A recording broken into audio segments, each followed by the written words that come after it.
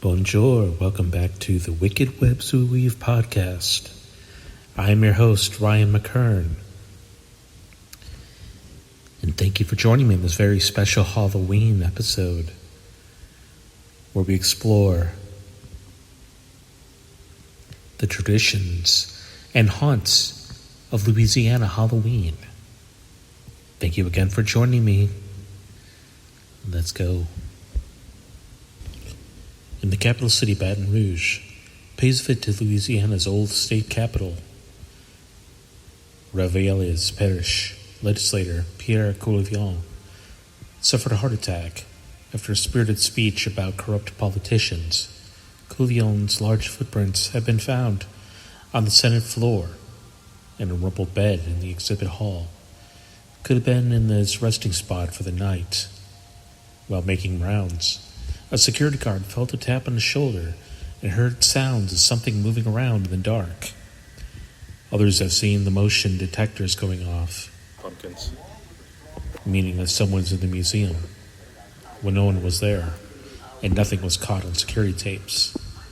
But in 1915, the Gothic haunting jail, De Ridder, to be hanged, believed to be haunted to the two men hanged for the slaying of their taxicab driver, hence it nicknamed the Hanging Jail. The story goes that Joe Gagnon and Moulton Brasseau hired taxi driver Joe Brinville, killed him, dumped his body in the old Pickering Mill pond. The body was found, and the men were convicted and hanged from the third-floor gallows. The jail features a spiral staircase circling around a noose that hangs ominously, and an underground tunnel that allowed prisoners to get to the courthouse next door. The Myrtles Plantation in St. Francisville is said to be one of the most haunted houses in the country. It all began with Chloe, a slave punished for eavesdropping in the family, found vengeance by baking a poisoned birthday cake. Within hours, 3 of the main family members were dead. Clay's ghost is still reported to haunt the premises. Subsequent owners suffered tragic deaths and murders in the years that followed. The ghosts of these former residents, as well as others passing through, have been documented in photos, featured in TV shows, and witnessed by residents and tourists alike. Those brave enough can stay overnight. New Orleans is widely regarded as America's most haunted city, with numerous reported paranormal activity and sightings and encounters. Perhaps some of these will have you itching to make a ghoulish trip of your own in 2023, 2024. While there have been many short or sighting of the spiritual world, few have captured people's imagination like Marie Laveau. Famous for being a voodoo priestess, Marie Laveau's story is shrouded in mystery. Madame Laveau wielded tremendous power in her community, and rumors of her magical abilities were so persistent that visitors still visit her grave to leave tokens in exchange for small requests. Visitors can find the tomb of Saint Marie Laveau at the infamous St. Louis Cemetery No. 1. Laveau is one of the many famous residents buried and said to haunt New Orleans' oldest cemeteries. Built in 1789 and situated close behind the French Quarter, the cemetery spans only a block, but supposedly houses 100,000 of the city's dead, many of whom are thought to still walk the cemetery grounds.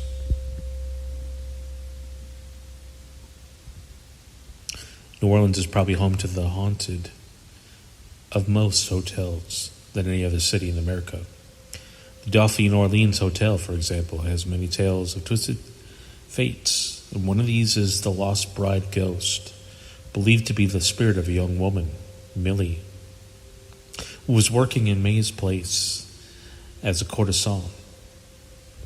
May Bailey's May Bailey's bar in the Hotel Dauphine is amazing. I don't know if it's still open, but I used to go there frequently throughout my years living around the French Quarter and in New Orleans. Millie, who was working in May's place as a courtesan, she met a young Confederate soldier, and they fell in love and were set to be married. She became obsessed with the wedding and perfected her wedding gown. The morning of the wedding ceremony, her groom was shot in a gambling dispute. Millie was told of the news on the way to the altar and never recovered from the grief. According to accounts, Millie took to wearing the wedding gown around May's place. And even after her death, many years later, Millie still roams the Dauphine, hopelessly waiting for her fiancé. The Hotel Monteleone holds 4 generations worth of history. There's one tale of the family that knows well stories of ghosts wandering the Hotel Monteleone's halls. Over the years, Monteleone ghosts have visited guests, reported the ghostly visions of former employees. Still report the 14th floor of the hotel offers a chance to spot the ghost of the mischievous young boy, rumored to be Maurice. His parents, Josephine and Jacques Beret, were at the famous French Opera House on Bourbon Street when a carriage accidentally left their father dead. Maurice's mother died of a broken heart shortly after. It's said that Maurice's ghost still roams the halls searching for his deceased parents. And now, let me bring us to how to celebrate Halloween in New Orleans, which I highly recommend everyone come down and see New Orleans during Halloween season. It is spectacular. Of course, known for Mardi Gras. And even every month now we have a festival, but there's something special about Halloween that will stay with you forever.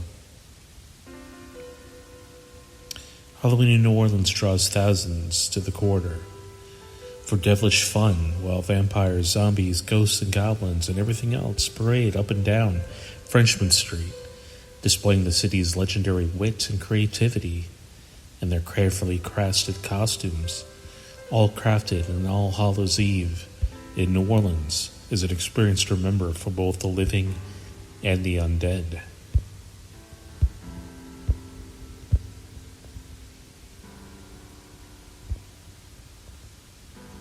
Many enjoy the haunted tours seen in the French Quarter. I highly recommend French Quarter Phantoms for your French Quarter haunted and historic and beautiful touring. It is a fantastic tour. I've been on it myself, and the workers and everyone involved are simply amazing. While prowling around the French Quarter, there are a number of voodoo shops. And learn a little bit about the history behind these centuries of spiritual practices. The spirit of Marie Laveau, the high priestess of the 19th century New Orleans, can still be felt in the vibes that surround you in the same these shops.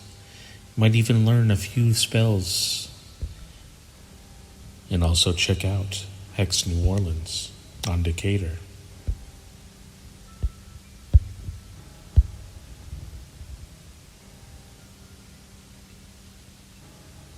The city's LGBTQ community is also out in full regalia for Halloween.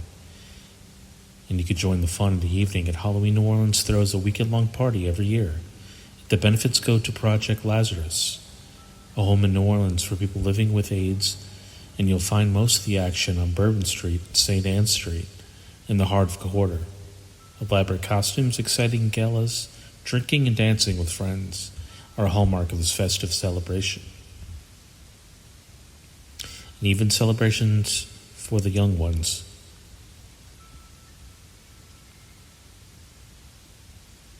New Orleans City Park has the Bout Carré.